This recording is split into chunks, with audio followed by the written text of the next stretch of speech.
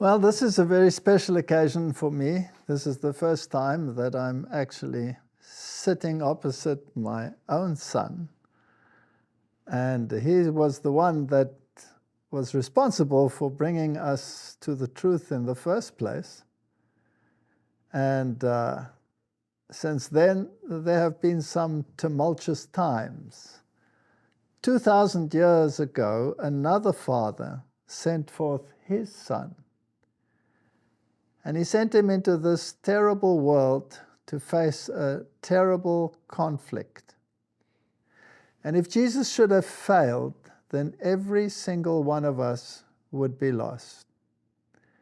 And every time a child is born in this world, it is subjected to the pressures of this world and the conflict that rages between good and evil.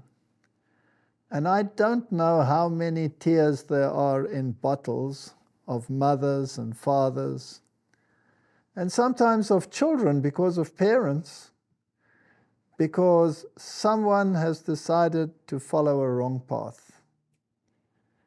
And God, in His wisdom, allows us to build characters and to acquaint ourselves with the truth and to buy it or sell it individually. Because a father cannot program a son or a daughter, nor can a mother program a son or a daughter. They can only provide influences. And the Bible gives a number of promises. Train up a child in the way that it should go, and when he is old, he shall not depart from it, is one of the promises. But it's very nice to sit opposite you, Robert. Likewise. I didn't, for a long time, think this was going to be a possibility.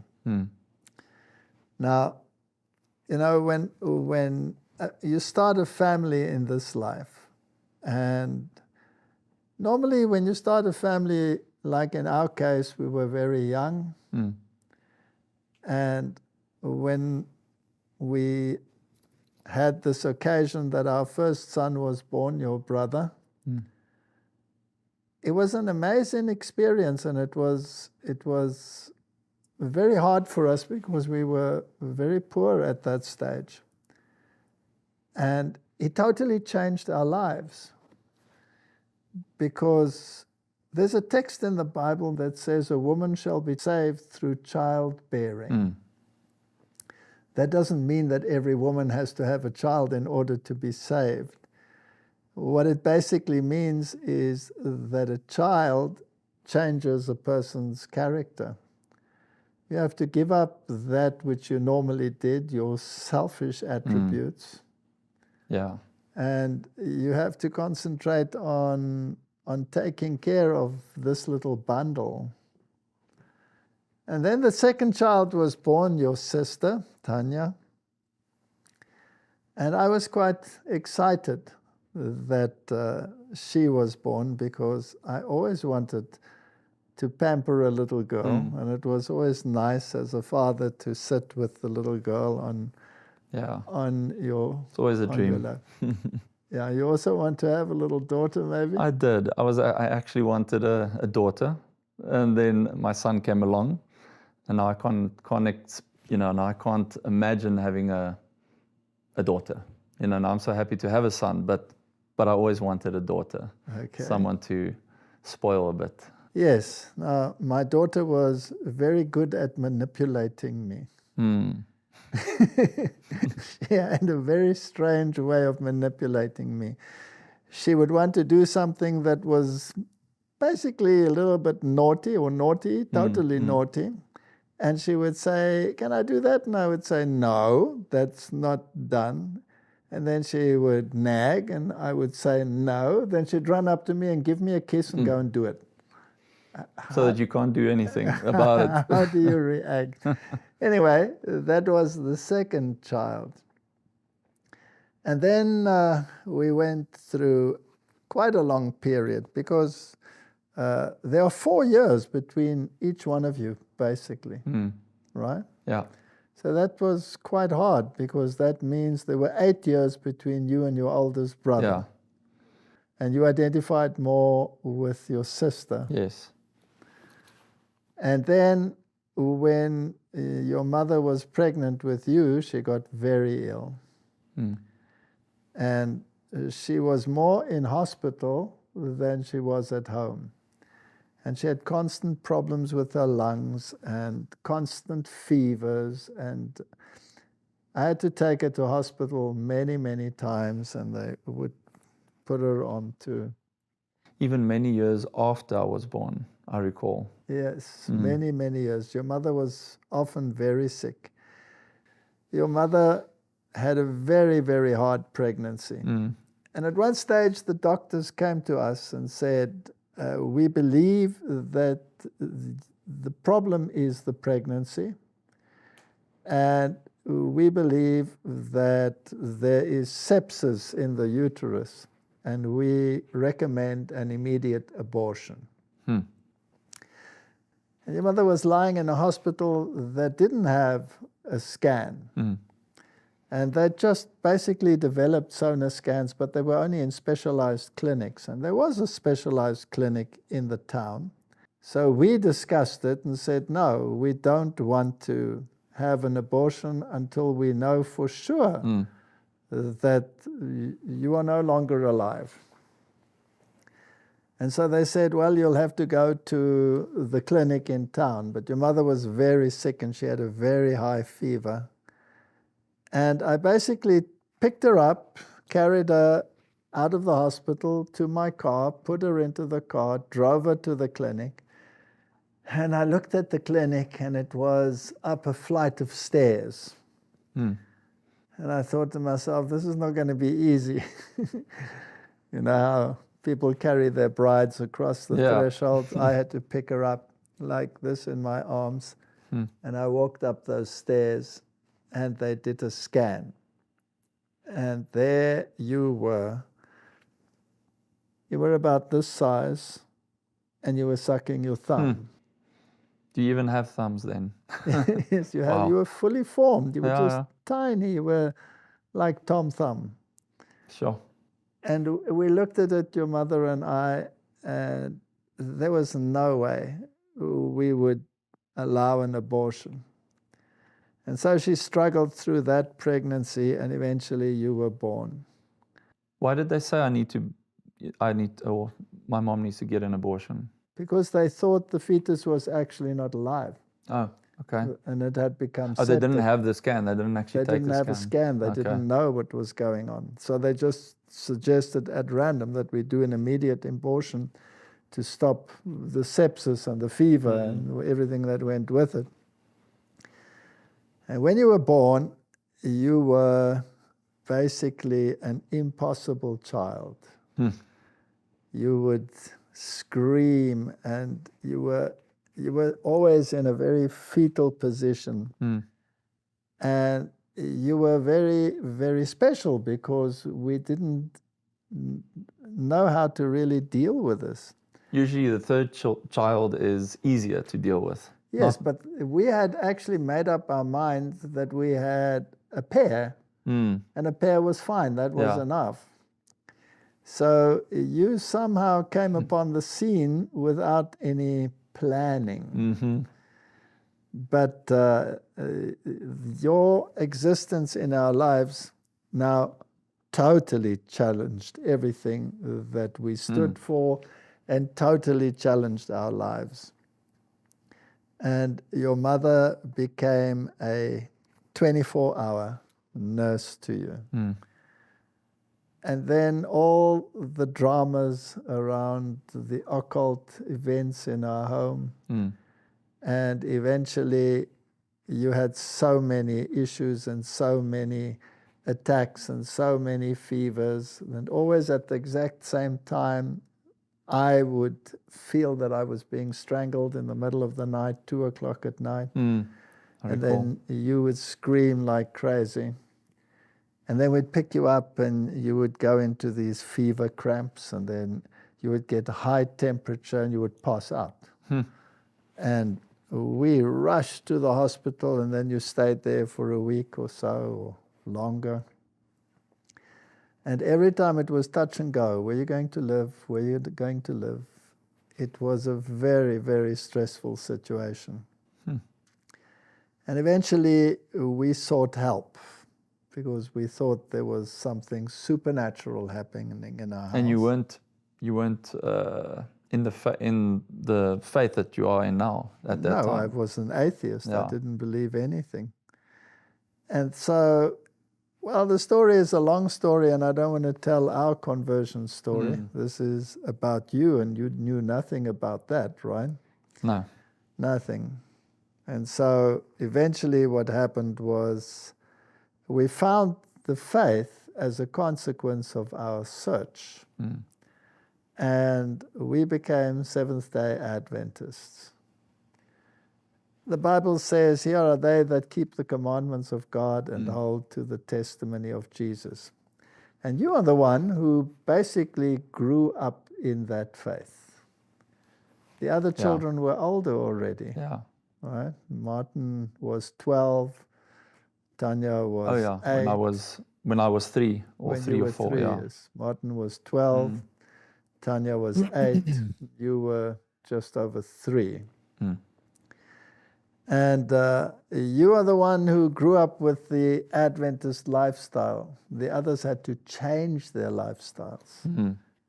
And it was hard for them to change everything. Everything changed. Yeah. And the whole world view, sport, all of those issues that had to change. And then from Sunday to Sabbath. And food. It was very hard. All of that, because they were entrenched in the meat diet, I guess, at that point. Yes, and you grew up a total vegetarian. Yeah. Now, why are you the tallest of them all now? Probably that. That's probably the reason. Probably the reason, right? In any case, so there you were. You grew up an Adventist child, and you grew up in our home. And I was constantly engaged in work and evangelism. And how did that affect you, that I was away so much? And well, firstly, go back to what you said before. Thank you for not giving up. Not giving up on me and taking my mom up the stairs and doing the scan, because now I'm here. But why, how did it affect me that you were away on what was it? Campaigns overseas, yeah. Well, it only started affecting me, I guess, later on. You know, you went on your trips, I guess, when I was around 7, 8 years old. Hey? Yes. That's when it started, 7, 8, 9.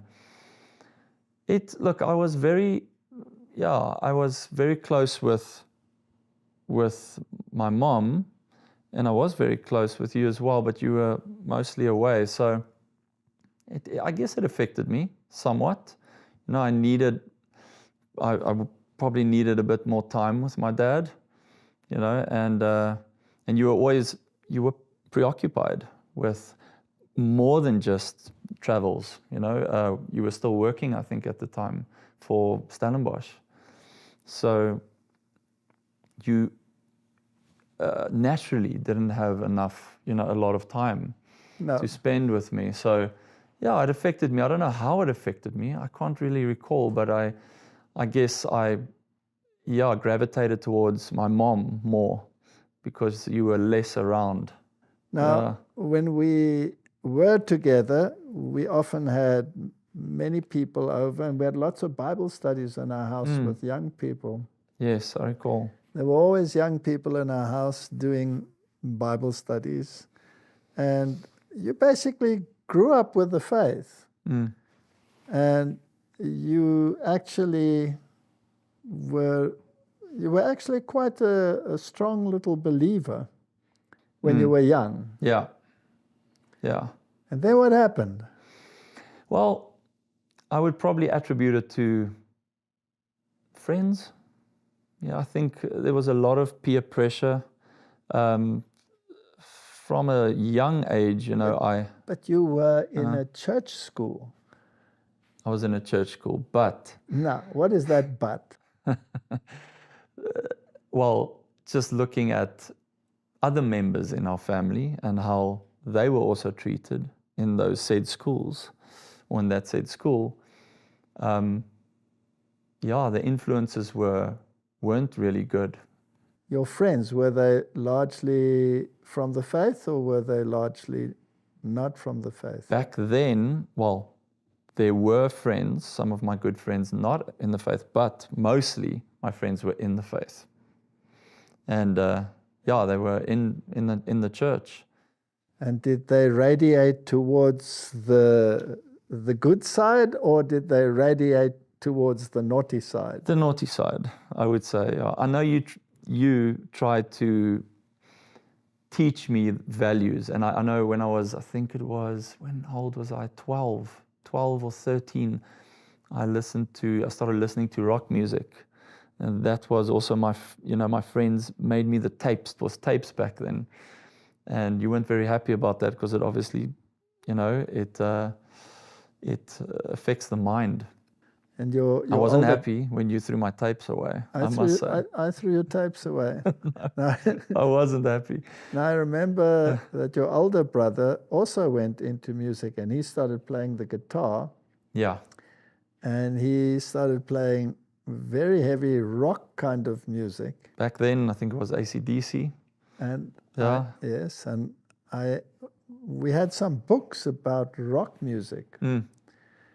And we tried everything to convince you guys that this was not the right way to go. Mm. And we gave him the books to read. Now, the interesting thing is, these books were supposed to expose the evil. Mm. But it brought out the... Yes. So everything that was evil was explained in there. And instead of turning to the good, it actually encouraged them, yeah. Encouraged them to go and become even worse. Yeah. And then you also went into that lifestyle. Initially, when I was about 9 years old, I know he listened to bad music, and it was a fear factor for me back then. It actually scared me, the tones and the music and the voices. But I remember when we moved, maybe jumping ahead, but when we moved to our next house, the house after that, my friends from church, they teased me because I wasn't listening to the popular music at that time. And that was Def Leppard and Bon Jovi and all those old bands. And that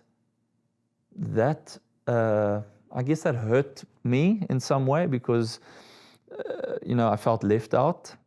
So I started listening to the music again, behind your back, and that actually had a big influence on me, the music. And then you also started playing the guitar. Yeah, I started in grade 8. Grade 8, I missed grade 8. In grade 9, I wanted to start playing, and the teacher said, you can't actually start now. And I said, please, let me start. And I showed him I could play. He said, you don't play so well, but okay, we'll take you on, in grade, grade 9? No? Yes, grade 9. And I started playing, and I played, and I practiced a lot because I started gravitating towards music and the feelings that it, gave you and all of that. And I started playing, yeah. And and you became quite a good guitarist, and later you played for a band. Played for a band, yes. And the music was always of the best, right? It was the best music you can find. It wasn't the best. It was, I went in sequences. So I started in punk music. It's softer music. It's not hard rock or anything. And we played that type of music in the band. And I was selected the singer and the rhythm guitarist. So, I started listening to more music, and then it went a bit heavier, bit of harder rock, bit of screaming and all of that. We started playing that in the band. And at that point, my my band members weren't in there was one of my friends, he was in the band, he was from the church, from our church in the faith, and the other two weren't. And we started obviously spending more time with them, and at the band practice, girls started joining and watching us play, and we used to act like the punk bands out there, and they used to do very interesting things, like jackass type of stuff, where you sit in a cart and you drive off a hill and you fall and you hurt each other. Stupid things that you hurt yourself, and you just became, and the regard for people became less because we used to, hurt other people as well. How old were you then? I was around 17, I think it was. I think you bought me the electric guitar. I bought you an electric guitar? I think you did, yeah. It must have been after... Or it was my mom, I can't remember, but it was a red, I think I still have it. I don't play it. She must have told you that you may only play certain kinds of music on it. I can't recall that, but I think it was very persistent. And at that point, I was so rebellious that I was quite rebellious at that point. And I think she just gave in, said, okay, you can get a guitar, but I think she also did mention, you're not going to play rock on this guitar or anything like that. I'll buy it for you, because all my friends had guitars. And I guess it also permeates to my parents in some degree. It's not always easy with a nagging kid. All right. So tell me, did you at that stage know that you were doing wrong and knew what was the truth and just didn't care, or what happened? Sure. So rebellion really kicked in at that age. So I mean, my upbringing was pretty strict, I would say. It's pretty strict. There were high values, and we kept the Sabbath. And although you explained all of that to me, I don't know if I actually grasped it, by the roots. Don't know if I actually did. So that caused rebellion, because I actually wanted to experience life. Yeah. And we were trying to bring these values across all the time, and trying to say to you that, we have to be faithful to God. And when you look into the Bible, you have so many examples of parents speaking to their children, or King David speaking to Solomon. Yes. And God himself speaking to Solomon. And, God might not speak to you in an audible voice, but he speaks to you in that still small voice, which is called conscience. And you knew the truth, you knew the right way, but you hadn't bought it and made it your own, right? No. I was spiraling at that point. I think I was too curious, because I came out of that type of environment. Isolated environment. You wanted to investigate for yourself? Yeah, and I wasn't even at the tip of the foot of the mountain yet in terms of experiencing what is out there, because I haven't. I mean, even my friends. Or this is now I made a lot of worldly friends at that point, and they at 16 they were allowed to drink at home, under supervision. So I occasionally went and, maybe had one or two, or, just experienced it with them. So I started feeling that the way I was treated at home was perhaps too harsh. Too strict. Too strict, yeah. I remember that we, of course, were the very first ones almost that were totally vegan, vegetarian. And I realized that put a lot of peer pressure on all of you. That was, and the friends and the neighbors, they were in the church, but they were all eating the way the rest of the world eats in terms of meat consumption. Correct. And I remember the first time they convinced you that this diet was a load of nonsense, and you ate a piece of chicken. Can you remember that? Okay, yes. So those are two occasions. So that was with a friend outside of the church. So I went to visit his house, and he made me a sandwich, and I saw chicken on the sandwich, and I said, I don't really eat this. I've never eaten this before. He said, try it, it's great. And I was 16, I think I was in school still. And I ate a piece. Well, I ate the whole sandwich, and it tasted interesting. It wasn't great, but you're referring to what happened after that. Yes. I'm assuming. You got home and your whole body just burst into urticaria.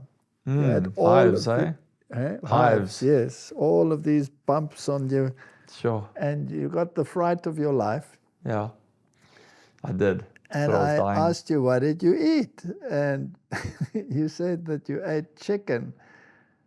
And I don't think I was as sympathetic. No, I think you laughed. I laughed. I said, well, that serves you right. Strict laughed or something, yeah. Okay. And then the next occasion, it happened where? So that was my stubbornness. Then my rebellion and my stubbornness was, I'm going to do it again. And I think, I can't remember where or when, but I think I went out with my friends and I ate chicken again. And lo and behold, the next day I had it again. The hives. You were full of hives, full of bumps. Yeah.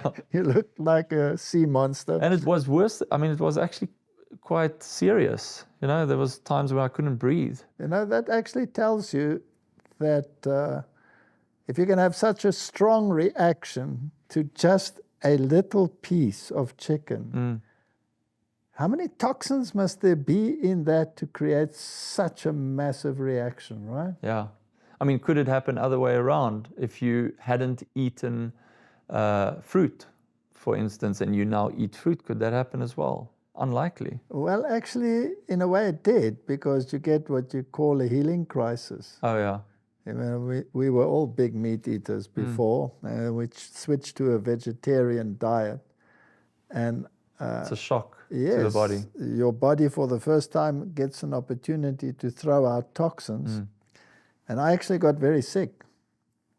I got very high fevers, and the whole skin on my back just came off. And thereafter, I was a different person. I felt so much better than I'd ever felt. And you were going through the reverse process. You were going from a healthy lifestyle to a bad lifestyle. Yeah.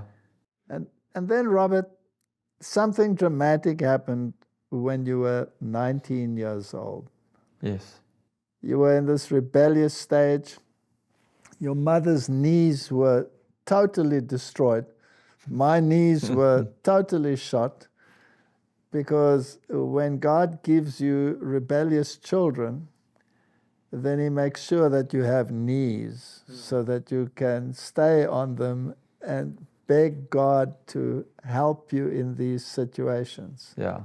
You know the truth, and they just don't want to buy the truth. Off they go. It is the most heart-rending situation that you can have. Yeah, I was actually in a mess at that point, because I studied at 18U, and my mom also left. I think you went overseas, and I stayed with my brother for a year. And I went to college in Northling College. And when I failed, I think I failed my second year. I didn't finish the second year, got a certificate, came back home. You were home, or both of you were home. And then I just sat at home and I did nothing.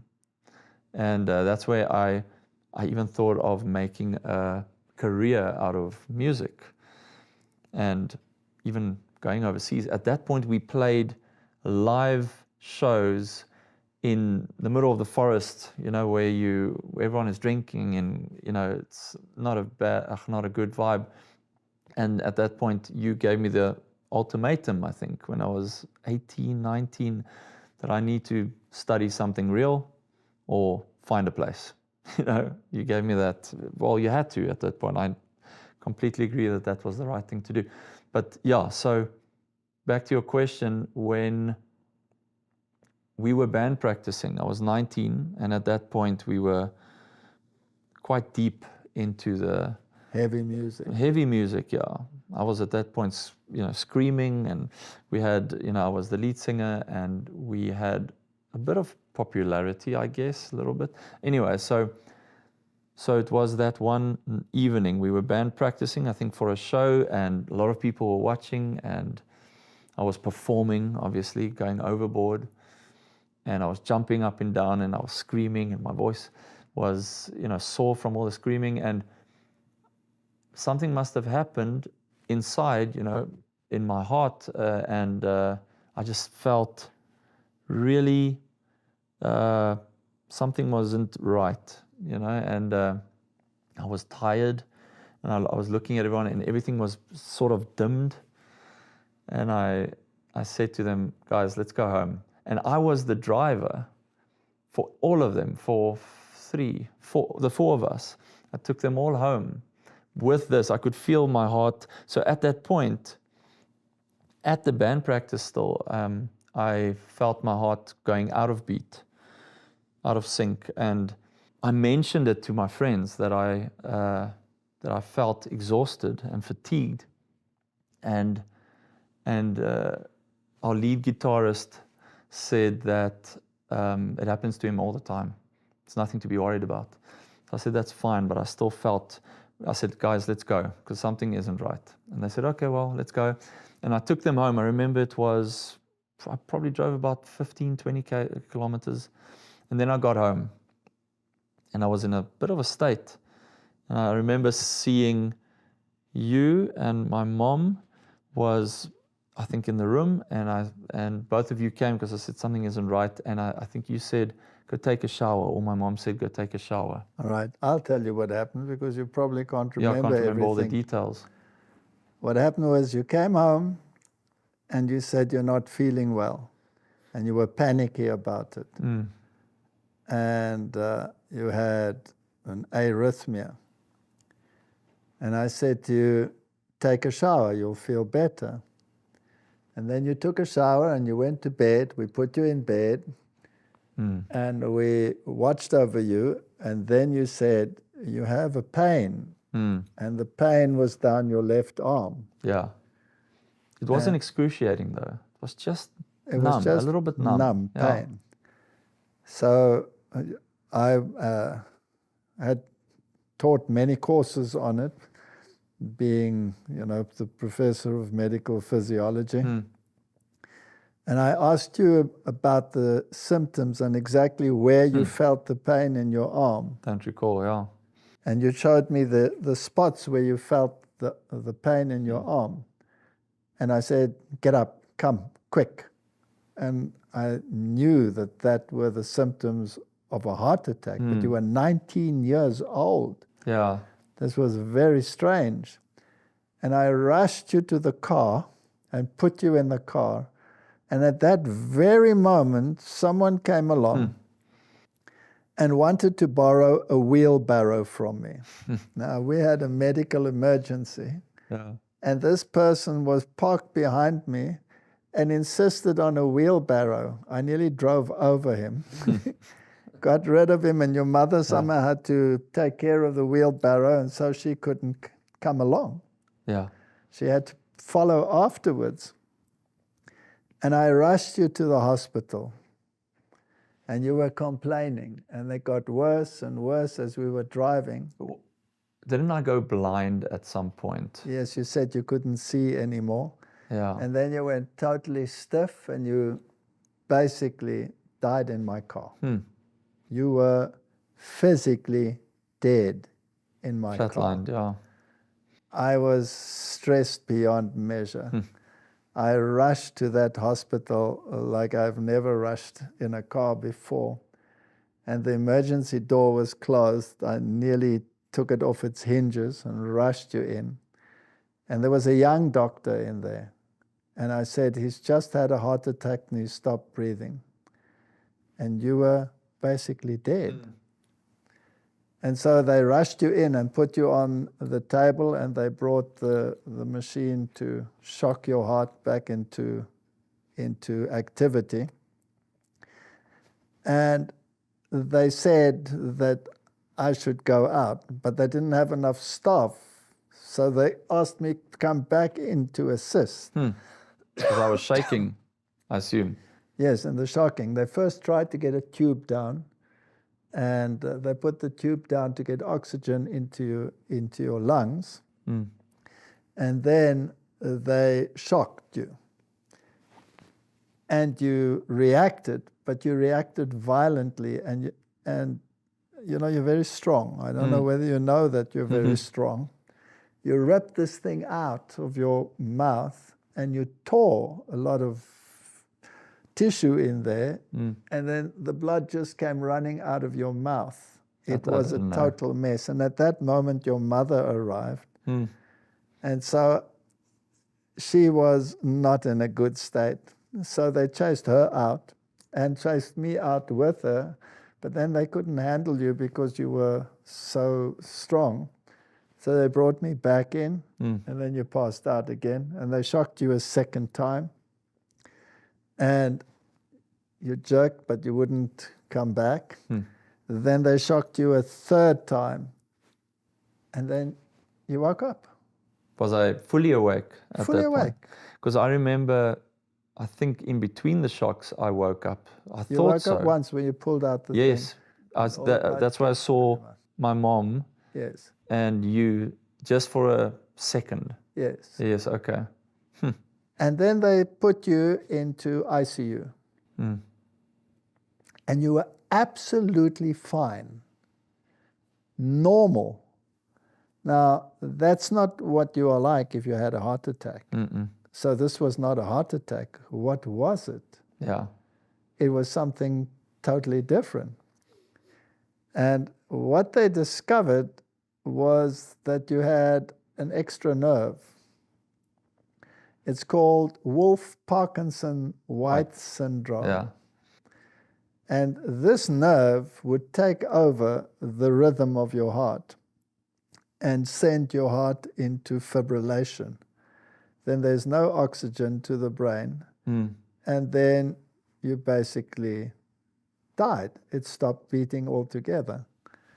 Now, was that due to, I mean, did that occurrence happen due to the physical exercise I was doing while band practice? One of the symptoms of Wolff-Parkinson-White syndrome is that those who have this extra nerve, grow up absolutely normally.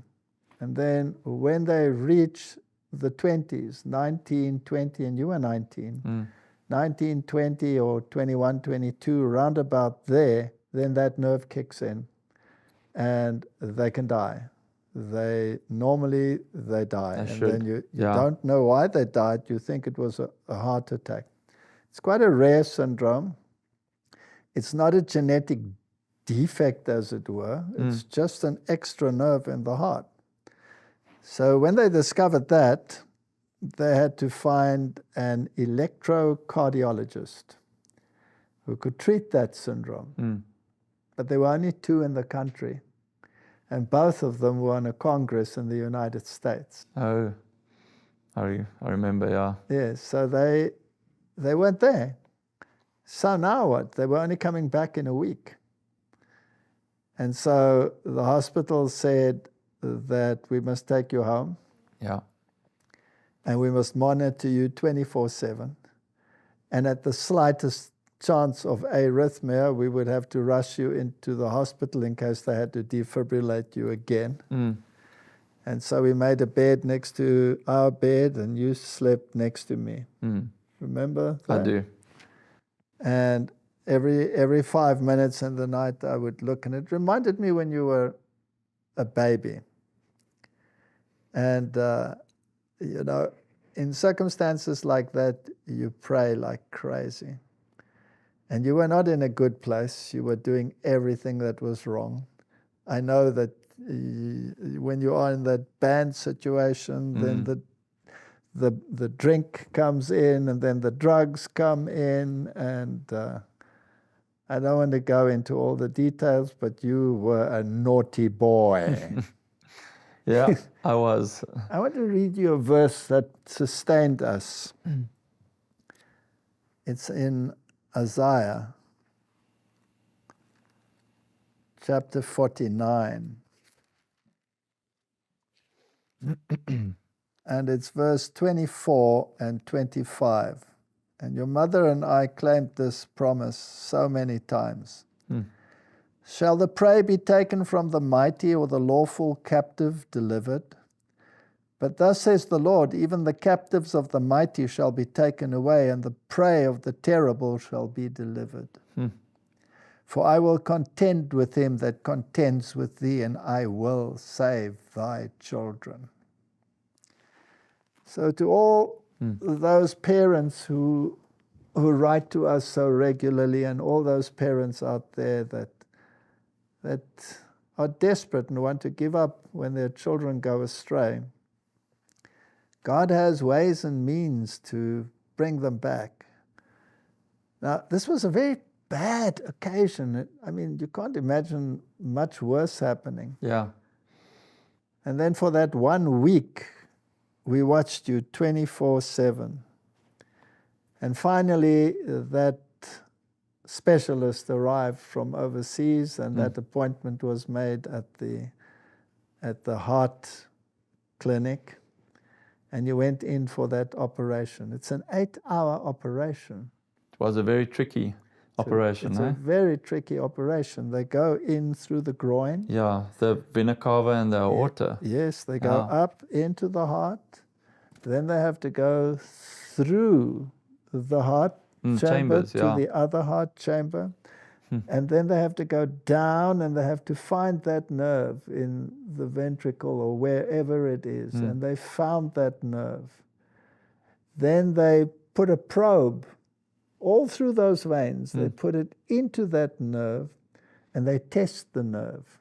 In other words, they stimulate the nerve to see what it does.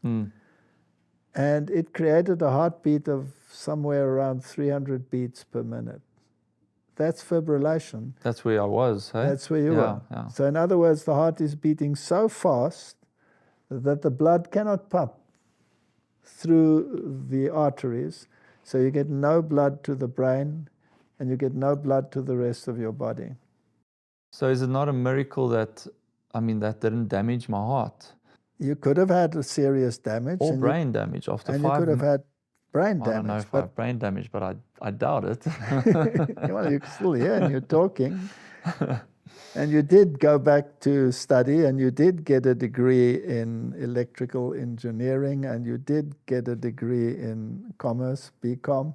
Correct. So your brain seems to be okay. I don't know about the rest. It's fine. But in any case, they stimulated that nerve, and then they take a laser beam and they destroy that nerve. Yeah. And then your normal pathways take over, and then you're back to normal.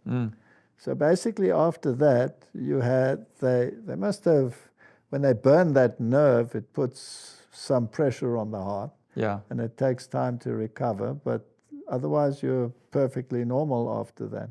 With the life that I lived after that, which wasn't a good life, there was a lot of anxiety, you know.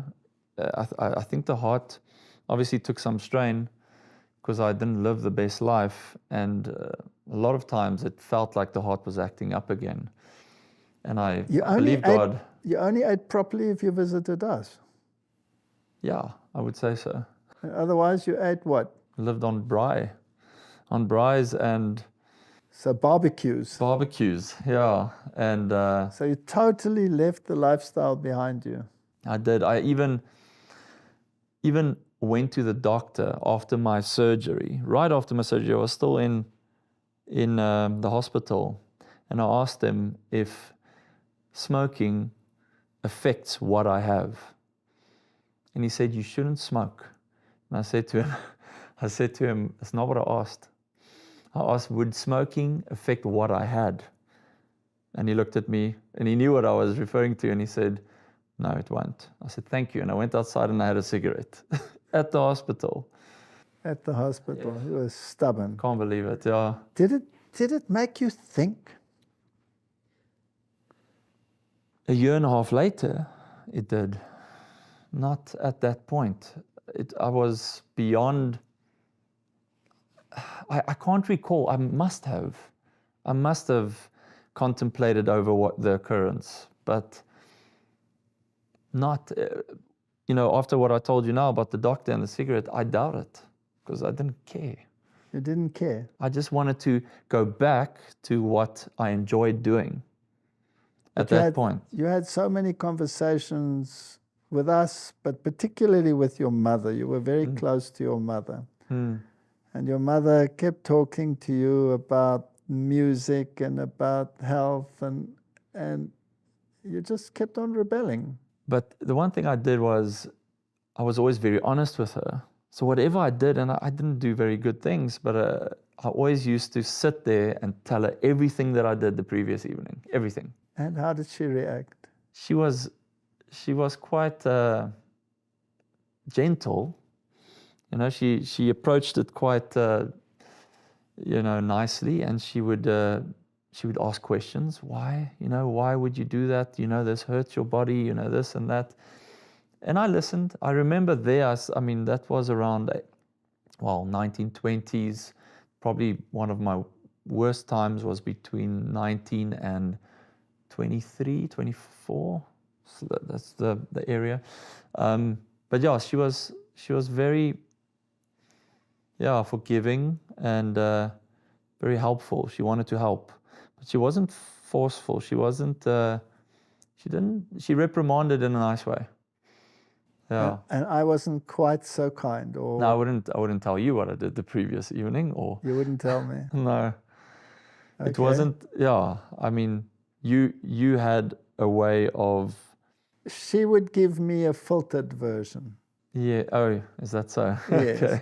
Okay. She would give me the filtered version because she wanted to protect you, and but both ways. Protect me from heavy reprimand, but also from what I did. Yes, and so she gave me enough that I would be forced back onto my knees, but not enough for me to get all hyped up about it. But how was that difficult for you at that point, at that age, where you can't forcibly, remove certain things in my life or prohibit me from doing things? What I realized is you can know the truth.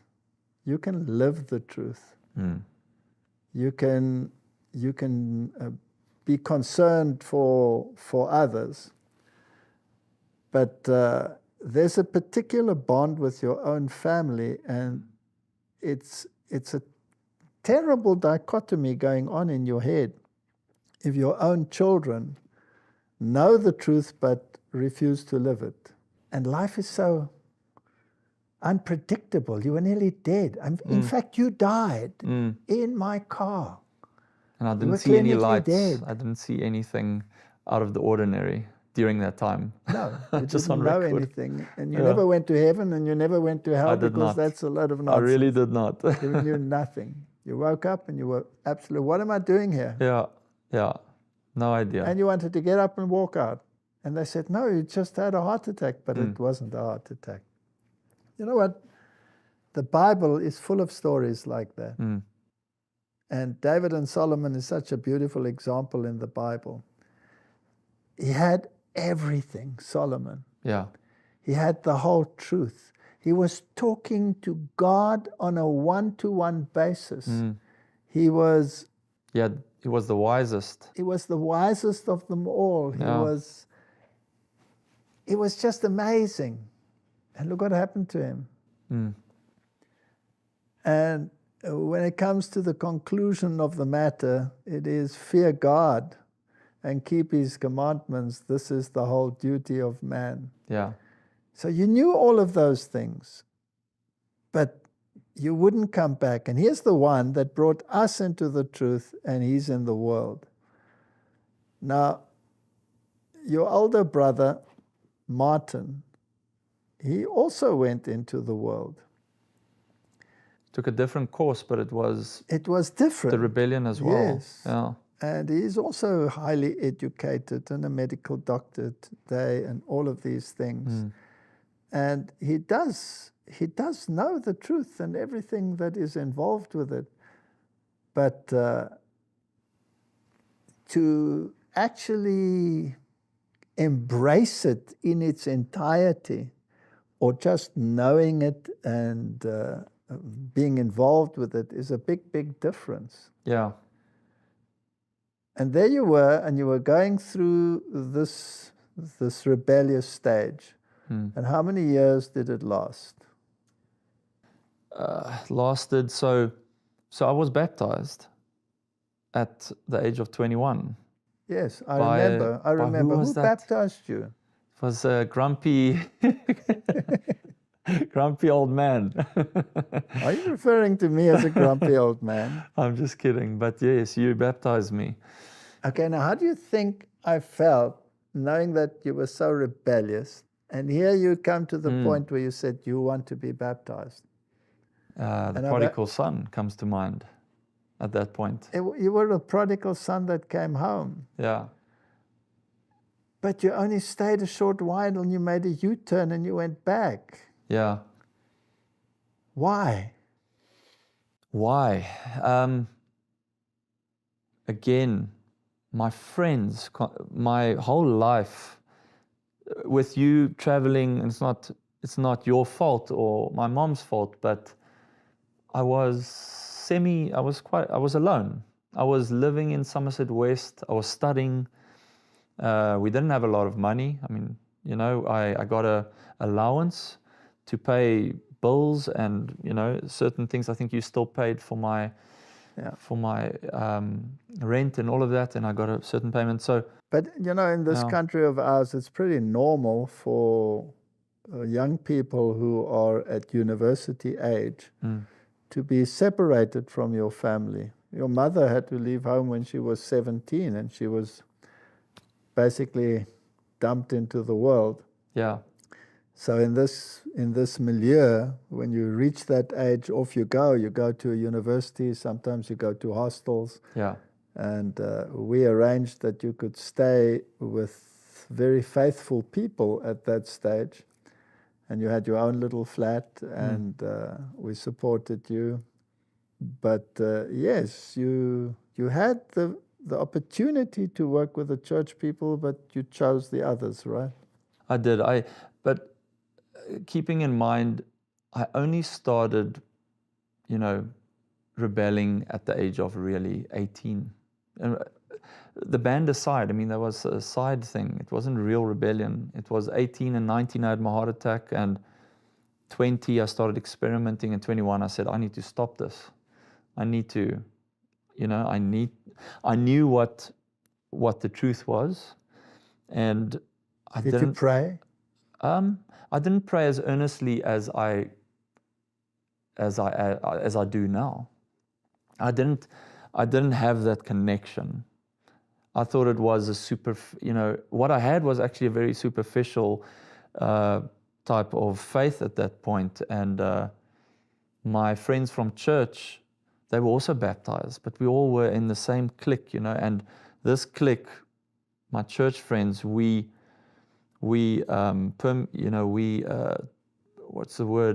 diffused into the world, and we had a lot of friends in the world, and that peer pressure caused all of us to stand together and to move together.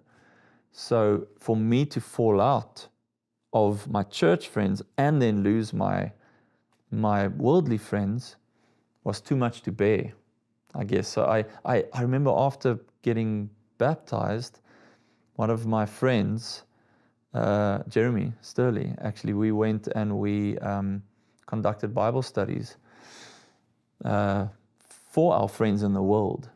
Real Bible studies. We had them noted, and we had markers everywhere in the Bible, and we used to go from from paragraph to paragraph and from book to book, and we gave thorough Bible studies. And then after that, it didn't settle. It never settled, I guess is what happened. And I remember my mom came to visit. She visited when she could, and I still said to her, listen, I'm going out with my friends. I'm not going to do anything. I'm not going to drink. I'm not going to, have bad conversations, all of that. I'm just going to go out and I'm just going to hear this band play or whatever at this small bar.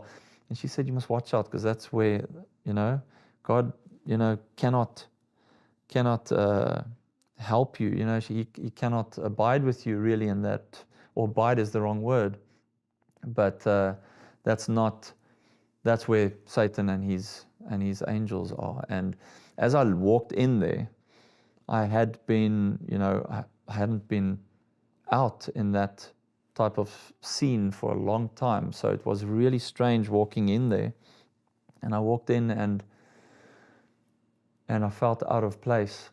And I didn't do anything that night, of course. But when I walked out, something strange happened. I don't know, it was maybe just a coincidence, but my car alarm went off and nothing I did could put it off. Nothing. It took me about an hour and a half, and all of a sudden it went off. I could get into my car, and I was a bit bewildered, and I drove home and I told my mom about it, and she said, well, that does sound strange, and I said it was weird being there. It was, I could feel the presence of, evil.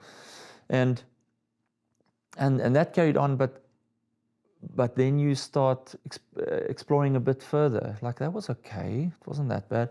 And I explored a bit further, but I never went out clubbing or anything like that with my friends. So my best friend who he wasn't in our church, but he was one of my best friends. He came over and he said, listen, we're going to this party. And I said to him, I can't go. I can't go. I've chosen a life that I want to lead. And I saw on his face, he was quite sad, because that look was almost like he's losing me forever. You understand? So I was looking at him and I could see, he said, I'm going. And I didn't understand what that meant, but I felt I lost him. So then I decided, right there and then, I think I decided, I can't do this. It's too difficult. I'm going to lose friends, I'm going to lose all my friends, and I'm going to be alone. And my parents were far away. Probably at that point, I think you lived in the Karoo, not the Karoo, Riversdale. Yes, that's about 350 kilometers away from where you were. Yeah. So that, I still had my church friends, but they were also exploring, in the world. So it was just too hard, to do it on my own. So and I didn't have the faith to sustain me at that point. And so you went back into the world. Yeah. Worse than ever. Worse than ever. That was the worst. Between 21 and 32. It's a long time. So at 21, 22, 23, I escalated, I explored a lot of avenues that I never should have. And I met my wife actually at the age of 22. But at that point, we were in the same type of scene. We enjoyed going out, and that scene became so regular. It was weekly, sometimes twice a week. We go out and party, if you want to call it that, and it became harder. And then, not being invested with someone in the church, or with, I'm not saying she does not have values. She had a lot of values, but it's different to what I knew or how I was raised. So we walked that path, and I loved it, a lot, and I still do, but we walked that path, and then at the age of 30, it was myself and my wife and her sister. We drove to a party. We were living in Stellenbosch back then, and it was now 9 years ago. We went to a party, and we had a few drinks, nothing special, but we drove back, and it was raining, and my sister-in-law, she was driving, and she just moved she just went off the road because it was raining and it was difficult to see, and she pulled it back, and the whole car wobbled, and she couldn't secure the steering wheel, and she was making her way towards a wall. There was a wall on the side of the road, but it was quite a high piece of curb, and I pulled it back so that we won't hit it at 110 kilometers per hour. So we rolled the car, and that was intense. I still remember falling. It rolled on my side first, and we rolled more than 5-6 times, and we hit the barrier, and we rolled on top of the barrier, and it was on the roof, and they were unscathed. They nothing happened to them. They maybe a few marks here and there, but they got out of the car. They crawled out, and I was stuck inside. And at that point, Didn't your foot go right through the windscreen? Yes, somehow my foot went out the windscreen and it got stuck. So I couldn't get out. It got stuck. The whole weight of the car was on my foot. So yeah, I didn't pray or any of that. I wasn't in that mindset at all. That whole decade was a disaster, I guess, if you look at it from that point. But I got out. I had a few bruises and I had torn ligaments, and I didn't break anything. But the point is that at that point, I was so deep entrenched, and I lost my job. I wasn't fired, but I was retrenched from Mixit, the social media platform, and I was depressed. And I spoke to you a lot, and to my mom a lot, to my parents, and at that point again, I decided maybe, this is too tough. I need to get back to God. And so that's my second time when I decided. And I started reading, and I started watching videos, and I got teased a lot. And I just shaked it off, but I got teased a lot, and even by family, not direct blood family, but yeah. And then again, it was just too much pressure. We had so many friends, 40, 50 friends, where we, and I had at that point, almost a wife as well. I'm still dating her, obviously. And I struggled. And it was more like an exploration, but I kept it at arm's length, the faith. And because I didn't jump in, because I didn't go all the way, Satan pulled me away again. And then you got married? Then I got married at 32, yes. And then your son was born? He was born at 35, when I was 35. I think that's exactly the same age you were when I was born. You're right. So you were 35 years old. Yeah. You were living in the world. You were doing all of this music in bands and all of these things, living a wrong lifestyle, and then your son was born. Was he a very easy son? He was a different kettle of fish. He was very difficult to I didn't understand how to manage him or how to help him almost, because my wife was highly depressed because he was very colic, 5 months of screaming 8 hours a day, if not longer. And we took turns. Well, not really. We actually we slept at the bottom on the couches and him in the middle, and we had to wake up every hour. And at one point, it's almost similar to what happened to me, I guess, but he just went berserk, and I couldn't get him to stop screaming, and he was turning blue almost, and I jumped in the car, just rushed him to hospital, and they calmed him down. And I thought, I don't want to live this type of life almost. I didn't treat him like a dad should be treating him. I still remember, he frustrated me so. I didn't know, I had no connection with him either. And I can't speak for my wife, but both of us struggled with that connection. So at that point, I remember prior to that, you still, I think my mom still gave me Patriarchs and Prophets, a Spirit of Prophecy book, and I read it every night. I read it, but I had no understanding. I read it, but I read about the temple and the gold, and I had understand none of the symbolic gestures. I had no idea. And just to jump ahead quick, but after conversion, it all opened up. But what created the conversion? Yes, the conversion was I had nowhere else to go. It's either I go to God, or it's either I run away from my family, so to speak, or I find a solution. So the solution was, let's see what God has to say.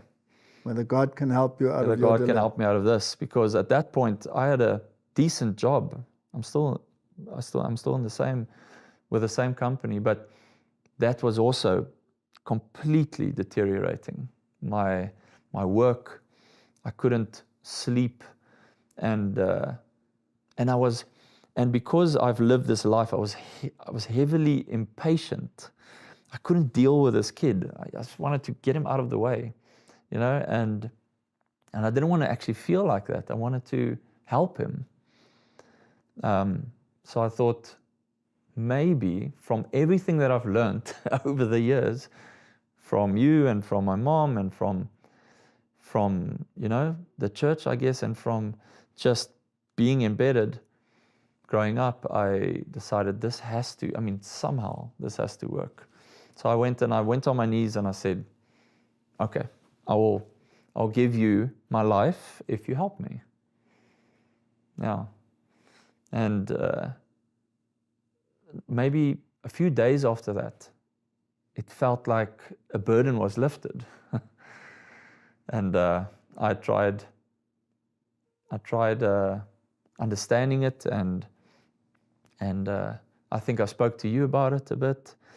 And interestingly enough, through the years, during that time, I think 2015, you actually phoned me and told me about events happening, the Laudato Si and the encyclical and all of that. And I was semi-interested, keen to hear it. I was okay. I wasn't completely rebellious, in that period. I still, in my inebriated state at times, I would preach to my friends and they would enjoy it because I was in the same bubble. You were still in the same bubble, but you were climbing out of it. Yeah, they listened, and it was interesting, but obviously it faded because that's not how you preach the gospel.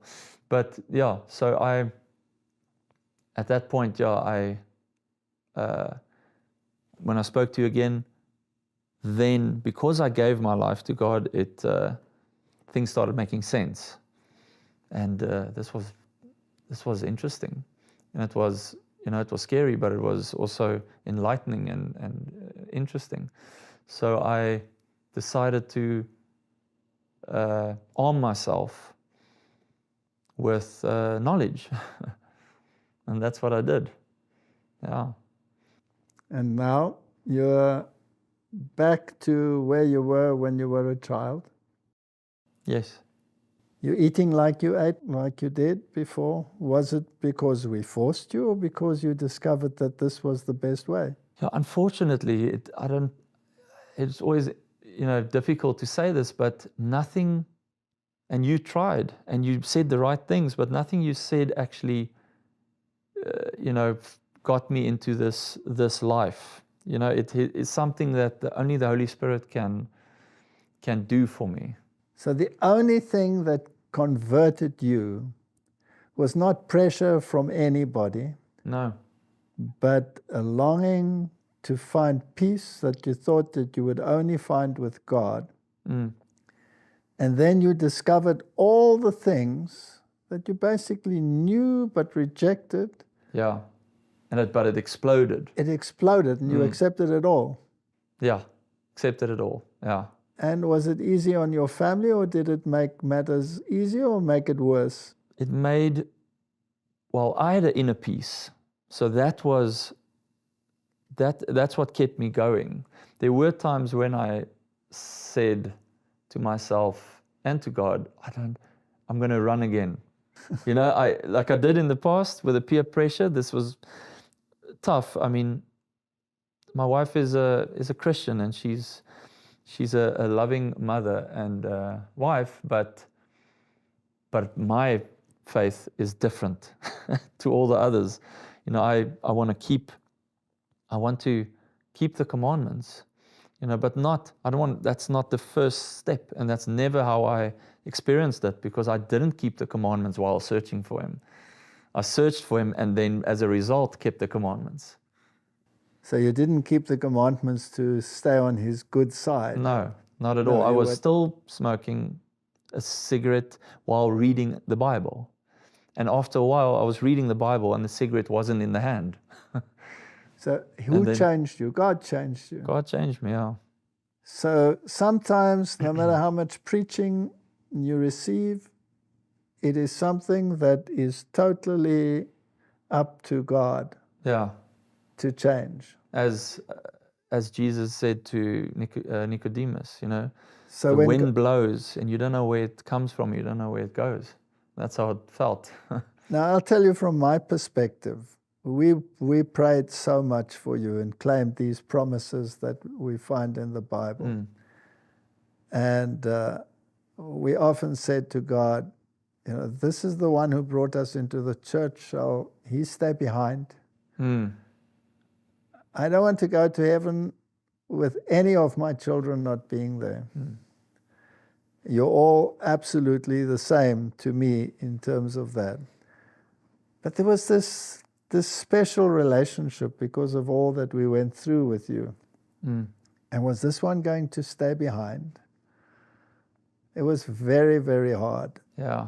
But we kept on praying. And I want to encourage people, don't give up. Don't ever give up. No matter how rebellious your child is, no matter what happens, just never, ever give up. Just keep on praying. And there was no direct influence on me. And if it's like father, like son today, because you believe exactly like I believe, I am so astounded that you should believe exactly like we believe. Not because of any indoctrination, because you refuse to accept it anyway. Yeah. But because God led you to it. Then you started reading the Bible and you started reading the spirit of prophecy, and it became food for you, right? I had to experience it for myself and argue certain points. And I remember you and I had points that we argued at times. And did Solomon go astray? He did. He went astray, right? Yeah. Did he come back? Yes. Yes, he came back. Yeah. In the nick of time. Yeah. Now, I believe that we are living very close to the end of all things. And I believe God wants to reach out to humanity with a mighty message and call them back. There isn't much time left. No. And this Sabbath, you gave many Bible studies and you gave many Sabbath school studies, but this will be the first time in your entire life that you'll actually be preaching a sermon. Is that right? That's correct. How do you feel about that? Initially, when I was asked to preach, I was very nervous because it's just another milestone. Bible study is not exactly, it's the same type of thing, but a sermon is something, that I've always aspired to, but I never thought that I would ever get there. And so it's a big honor to do that for God, to preach a message that is very important for this end time. Now, this little boy of yours, how old is he now?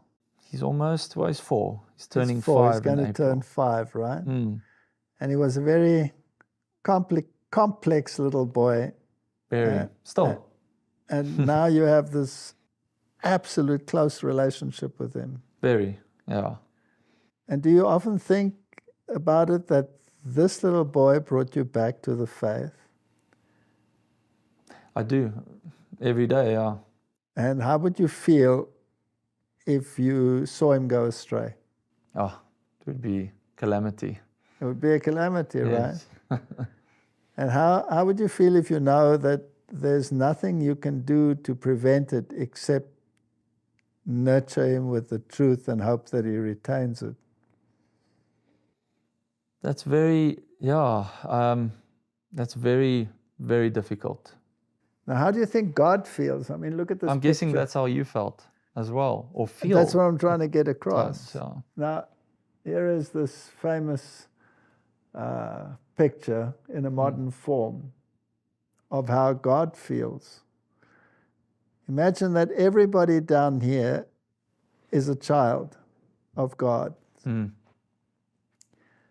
And most of the world has gone astray and is living the way you lived. Yeah. Imagine how he feels. Can't imagine it, because his love is way higher unimaginable. than our Yeah. love. How would you feel if something happened to your little boy now? I mean, I watch you and I watch how close you are to him, and I thank God for that child. You had the heart issue. You rolled that car. You could have been dead. You had other serious operations. I remember that operation on your jaw. That was a horrendous operation. I was back at your bedside. Back with at my that one. bedside, watching over you. And somehow you were the one that brought us into the church, and somehow God in his mercy got you back. Mm.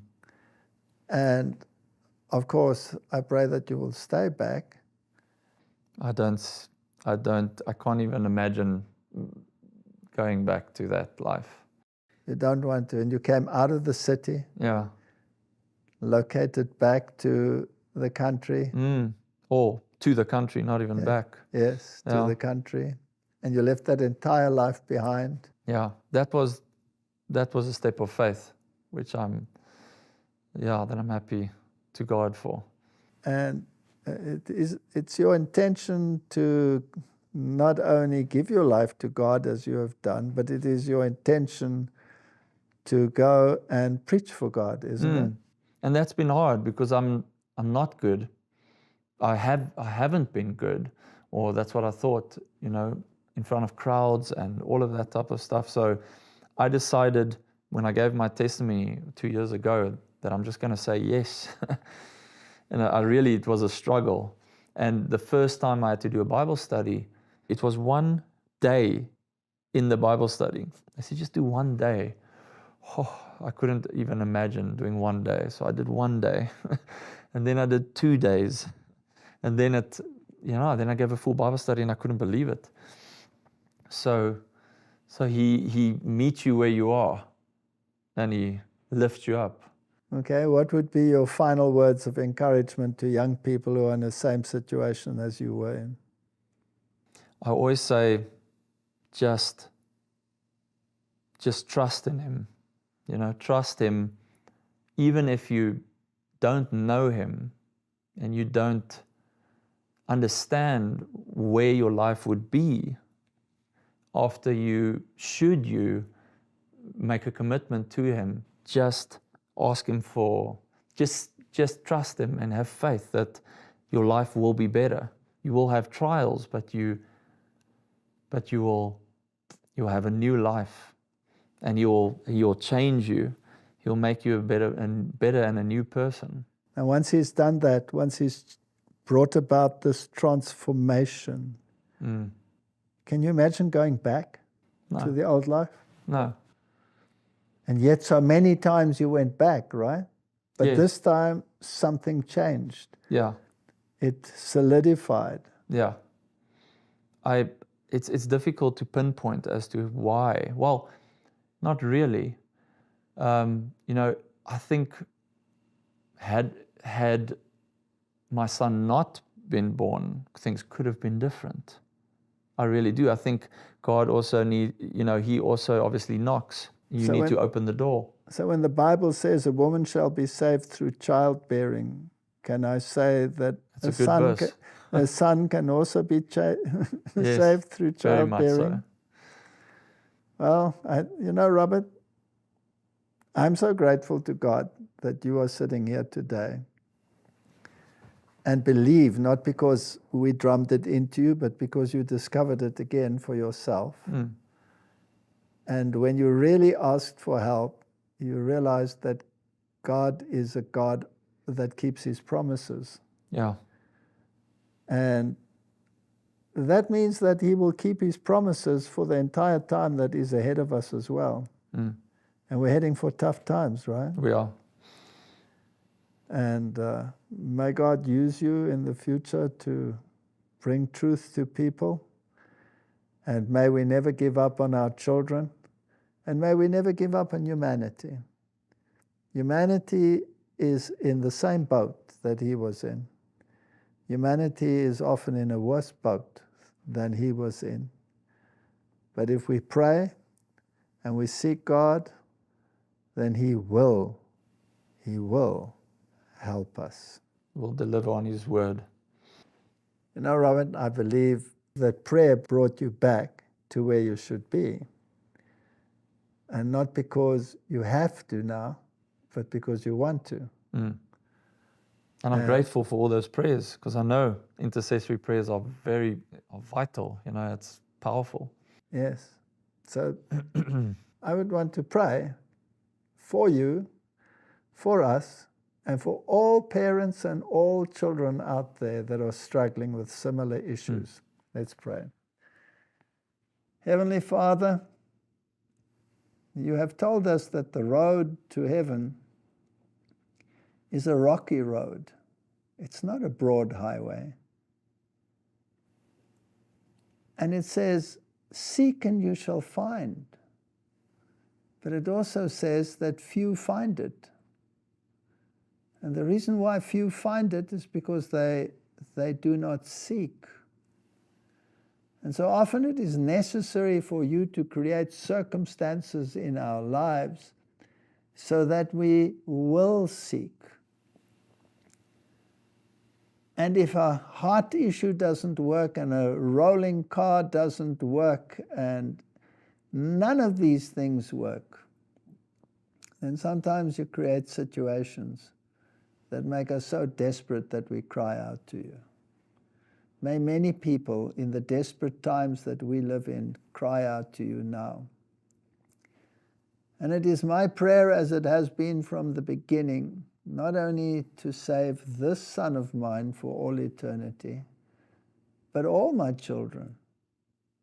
And by extrapolation, all the children out there in the world that are without God and know not what it means to discover the love of God. That hand reaching down from heaven is always willing to take hold of us and pull us out of the quagmire that we have become entangled in. Keep our children safe, and not only that, Lord, but use them. Use them to further your gospel and to bring many to the point of decision, that your house may be full, is my prayer in Jesus' name. Amen. Amen.